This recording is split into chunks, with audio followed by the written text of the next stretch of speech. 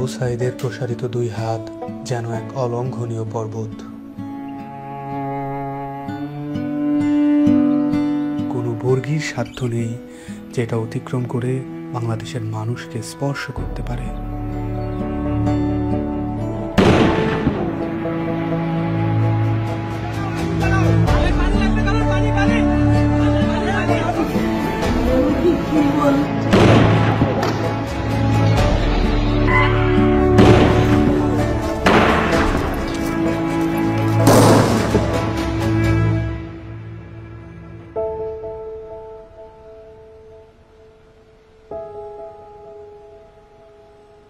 জুলাইয়ের পর থেকে এই বাবা প্রতিদিনই রাস্তার আশেপাশে হাঁটাহাঁটি করেন। কখনো আবার নির্বাক দাঁড়িয়ে থাকেন। উনি সামনের দিকে তাকিয়ে থাকেন, কিন্তু আসলে কোনো দিকেই তাকান না।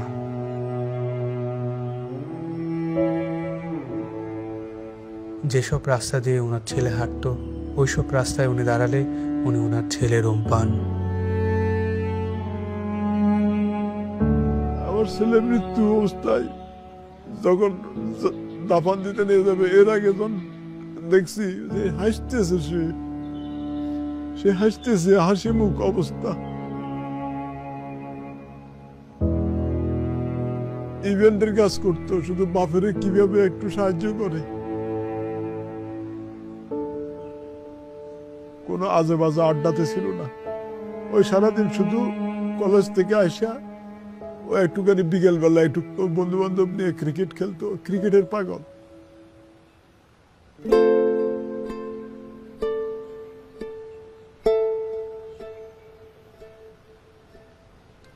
যে আমার পায়ের পাতা আছে এরকম একটা অনুভূতি হতো, কিন্তু আমি যখন হাত দিতাম তখন থেকে আমার পায়ের পাতা নেই, এরকম একটা প্রচুর অনুভূতি হতো। আমি অনেক কান্না করতাম। এই ব্যথার চেয়ে আমার ওই অনুভূতিগুলো আমার বেশি হতো, যে আমার পা আছে, আমি যখন হাত দিই তখন থেকে আমার পা নাই।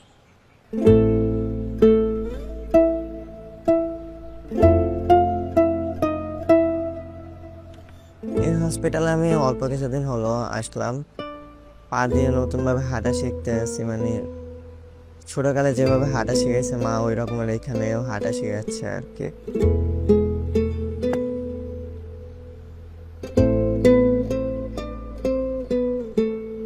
একটি প্রতিবন্ধী কিশোর, 7 বছরের বাচ্চা, ল্যাংড়া মানুষ যদি সংগ্রামে নামতে পারে, তাহলে আমি কেন বসে থাকবো ঘরে? একদিন তো মরতেই হবে, তাই মৃত্যুর ভয় করে স্বার্থপরের মতো ঘরে বসে না থেকে গুলি খেয়ে বীরের মতো মৃত্যু অধিক শ্রেষ্ঠ। আমি যদি বেঁচে না ফিরি, তবে কষ্ট না পেয়ে গর্বিত হয়েও জীবনের প্রতিটি ভুলের জন্য ক্ষমা চাই। আনাস।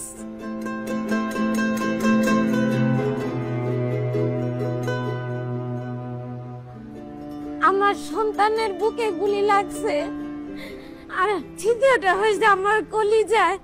আল্লাহ পাক যতদিন আমাকে হায়াত দিছে, আমি এই হাহাকার নিয়ে বেঁচে থাকবো।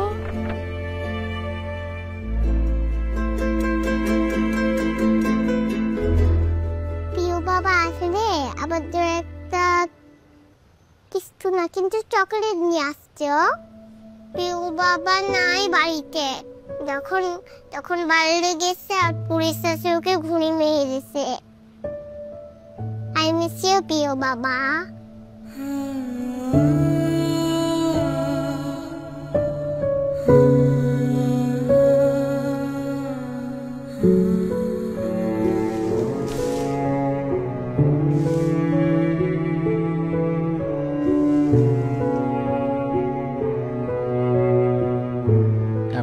চেম্বারের মধ্যে বক্তব্য দিছিল যে আমরা কোনো সরকার বিরোধী আন্দোলন নয়, আমরা নিজের অধিকার আদায়ের জন্য বলে বলা করার পরে কমিল বড়ুয়া ওই ছাত্রলীগের লিডার আসছিল, তাই সেই গলা চিপি ধরছিল, গালমুখত থাপড় মারছে। এখন ওই জন্যই ওর জেদ ধরে শহীদ হলো কি এখন ওটার ব্যাখ্যাটা আর আমি জানি না।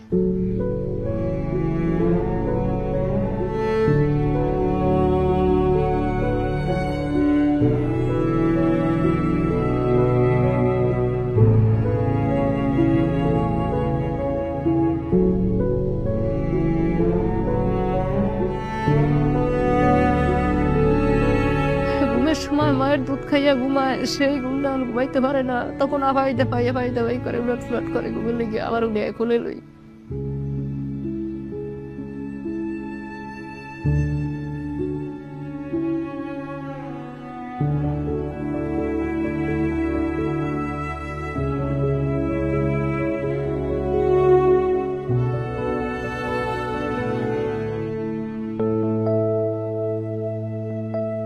এখানে এসে যখন দেখি যে এখানে সবসময় ভাইয়া পড়াশোনা করতো, এই বিছানাতে থাকতো, এখন যখন দেখি ও নাই তখন একটা শূন্যতা কাজ করে মনের মধ্যে। খারাপ লাগে যখন দেখি যে ভাইয়া এই রুমে নাই। এই ছবিটা 18 জুলাই আমার আন্টি নাজিয়া খান ফেসবুকে পোস্ট করেছিল।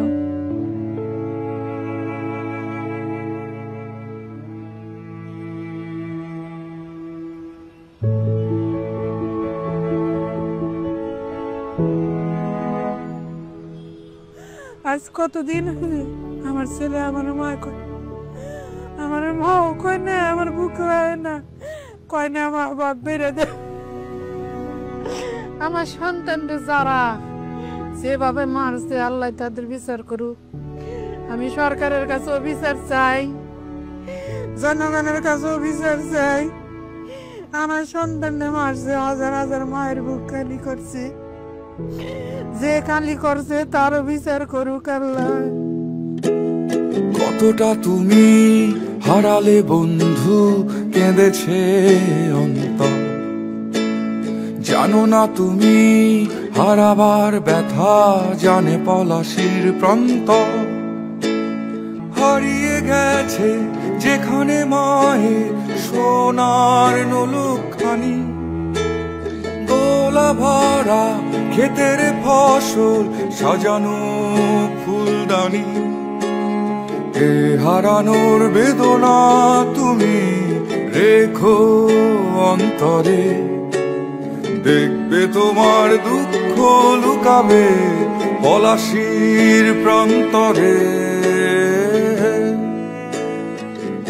বাংলাদেশের বুকের ওপর চেপে বসা 36 দিনের এই ভারই আমরা নিতে পারছি না। একবার ভাবি চলেন 16 বছরে কত বড় ভার হয়ে এটা আমাদের বুকের উপর বসেছিল। এই ভারই আমাদের শক্তি দিক সংস্কার করে নতুন বাংলাদেশ গড়ার।